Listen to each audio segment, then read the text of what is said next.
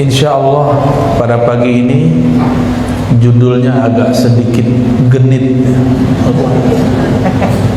memperkokoh Ahlus Sunnah menangkal Khawarij.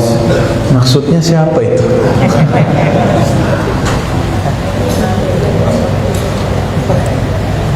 Khawarij. Kita mulai dari Khawarij ya.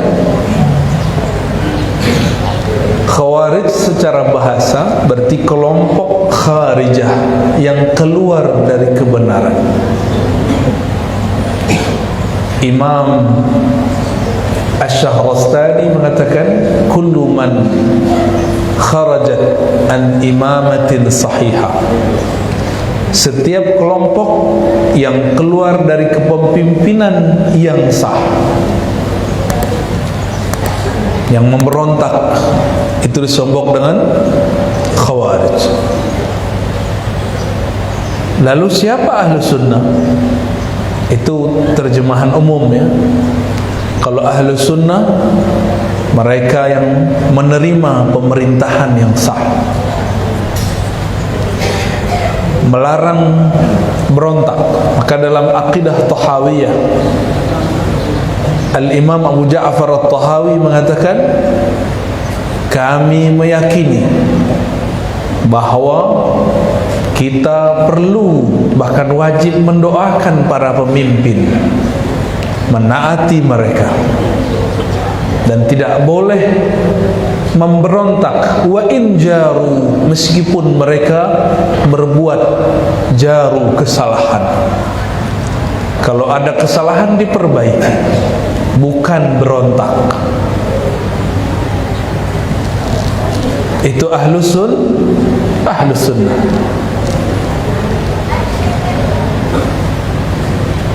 Kenapa Khawarij ini memfatwakan berontak? Karena ada satu kaidah yang mereka keliru dalam memahaminya. Apa kaidahnya? Mereka beranggapan kalau kita mengatakan iman itu tasdik, ikrar, amal, itu dibagi dua. Tasdik itu disebut usul. Apa arti usul? Pokok, aslul iman. Tasdik ada di kolbu. Tasdik ada di mana? Di kolbu. Makanya hadisnya menyebutkan antu'mina billah wa malaikatihi wa kutubihi sampai akhir hadis rukun iman. Engkau percaya dengan apa? Percaya dengan kolbu. Maka Ahlus Sunnah menggariskan bahwa aslul iman tasdik bil qalb. Pokok dari iman itu adalah tasdik, percaya di dalam kolbu. Ini Ahlus Sunnah wal Jamaah. Tasdik dalam kolbu ini punya cabang. Cabang pertamanya ikrar, mengikrarkan, sudah jadi bahasa kita. Apa arti ikrar? Melafazkan, menyatakan, memberikan persaksian. Yang kedua, al-amal bil arkan, aktivitas amal dengan zahir. Dari aktivitas itu muncullah kemudian amal, tindakan-tindakan politik, amal-amal jasad. Ahlus Sunnah menganggap amal zahir adalah cabang. Kalau amal zahir berubah, cabang tidak berubah. Jika berbeda cabangnya, tidak berbeda pokoknya. Namun Khawarij berpandangan lain. Bagi Khawarij, iman itu tasdik dalam kolbu, ikrar dengan lisan, amal dengan jasad, dan semua ini disebut dengan pokok iman. Bagi mereka ikrar itu pokok,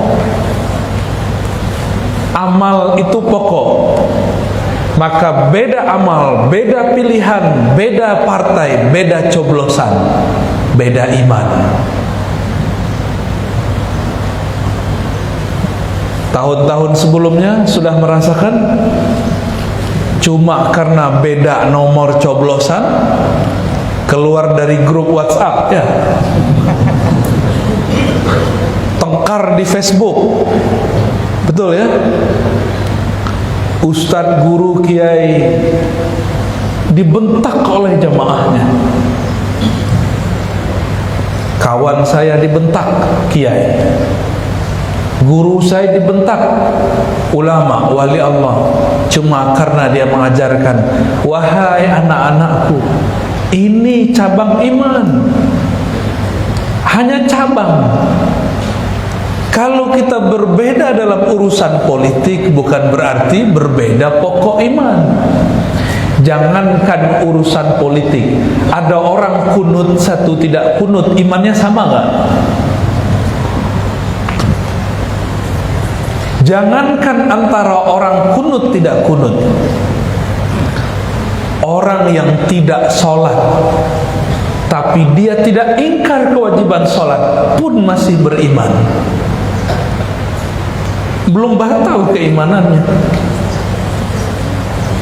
Jangankan antara orang sholat dengan yang tidak sholat tadi, bahkan orang bermaksiat pun selama dia tidak menghalalkan maksiatnya, dia pun masih disebut mukmin. Apalagi cuma berbeda coblosan. Maka tolong diingat-ingat kaidah ini, saya sampaikan di mana-mana. Beda pilihan politik bukan berarti beda iman. Coba diulang. Beda pilihan politik bukan berarti beda iman. Diringkas, beda politik bukan beda iman. Coba dibaca. Ingat-ingat sampai nanti ya. Ini 2023 sudah dekat ya.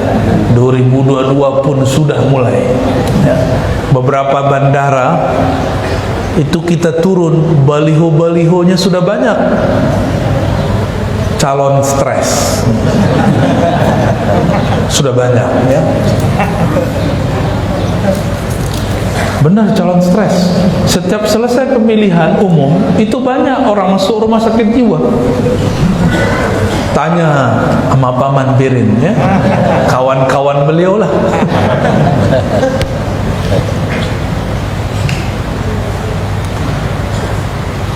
Kelompok Khawarij beda politik, beda iman. Meskipun berkunut, meskipun belajar sifat 20, meskipun kadang-kadang baca Ratibul Haddad, Ratibul Attas, tapi cuma karena beda politik kita dibentak. Ini ciri-ciri kelompok sudah keracunan Khawarij. Oh, sini ahli sunnah, saya berkunut. Itu fikih kamu yang kunut, tapi fikih siasahmu belum ahli sunnah.